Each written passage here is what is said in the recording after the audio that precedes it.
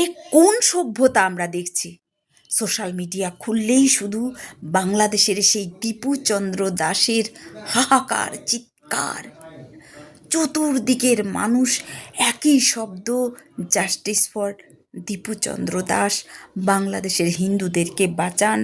যারা এই ছেলেটাকে মেরে পিটে ন্যাংটো করে তাকে জ্বালিয়ে দিল, আবার তার ছবি তুলছে ওরা। কত ভয়ঙ্কর!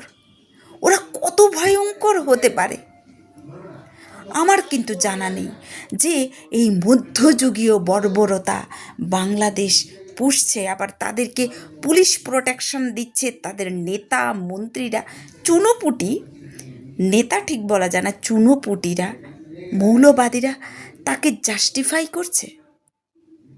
কিছু বলার নেই এদেরকে। তো বলে, তোমাকে বধিবে যে নন্দালয়ে বাড়িছে সে। অপেক্ষা করে থাক, তোরা শুধু অপেক্ষা করে থাক, জাস্ট সময়ের অপেক্ষা, সময়ের অপেক্ষা কর। অনেকবার বেড়েছিস তোরা, অনেক, মানে সত্যি সত্যি সহ্য করা যায় না তোদের যন্ত্রণা।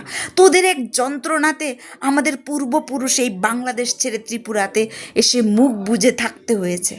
এখান থেকে সোশ্যাল মিডিয়াতে যারা রয়েছে সেই দেশে, আমি মাঝে মাঝে ভাবি ওরা থাকে কি করে, এই শেখগুলির সাথে ওরা থাকে কি করে।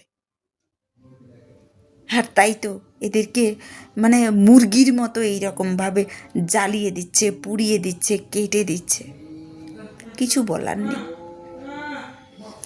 এই মানে এদের জন্য কোনো ভাষা যদি আমি প্রয়োগ করি আজকে, সেই ভাষাও মনে হয় কম হবে।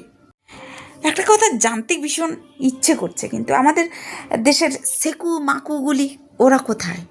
যারা কোনো কিছু হলেই সেই ধর্মতলাতে ইনকালাব ইনকালাব বলে, আবার মানে সম্প্রীতির কথা বলে, যারা বলে জিহাদিদের কোনো ধর্ম হয় না, ওরা কোথায়?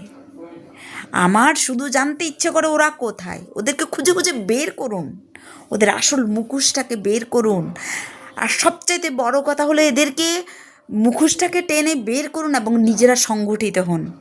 হিন্দুরা যদি বাঁচতে হয়, ইহুদিদের মতো হিন্দুদেরও কিন্তু এটা একটা বাঁচার লড়াই। যে সমস্ত গ্রামগুলিতে মুসলিম ছিলই না, সেখানে মুসলিমরা কিন্তু এখন সংখ্যাগরিষ্ঠ হয়ে গেছে। বহু হিন্দুদের সাথে মুসলিমরা থাকতে পারে, কিন্তু মুসলিম যদি 30% হয়ে যায়, সেখানে কিন্তু হিন্দুরা থাকতে পারে না। অতএব বি অ্যালার্ট, আপনারা নিজেরা সংগঠিত হন। বহুত হয়েছে, বহুত হয়েছে। একবার ওই দেশ থেকে খেদানি গিয়ে এসেছেন, এবার যাবেন কোথায়? বিহার? কোথায় যাবেন? উত্তরপ্রদেশ? এরপরে ওখানে তো একই অবস্থা, ওখানে ওই সেই বোরখাপন্থীদের একই অবস্থা, টুপিওয়ালাদের একই অবস্থা। ওখান থেকে কোথায় যাবেন? পালানোর কোনো রাস্তা নেই। অথবা সংগঠিত হন। যে সমস্ত সরকাররা আপনাদেরকে সাপোর্ট করে তাদের ছায়ার তলে আসার চেষ্টা করুন।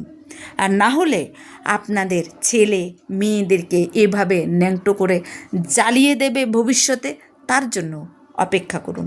যদি ভিডিওটা আপনার মনের কোথাও লেগে থাকে, অবশ্যই ভিডিওটাকে শেয়ার করুন। ততক্ষণ পর্যন্ত শেয়ার করতে থাকবেন যতক্ষণ পর্যন্ত মাকু সেকুদের প্রোফাইলে এই ভিডিওটা না যায় এবং বাংলাদেশি বজ্জাতগুলির, মধ্যযুগীয় বর্বরগুলির সেই প্রোফাইলে না যায়।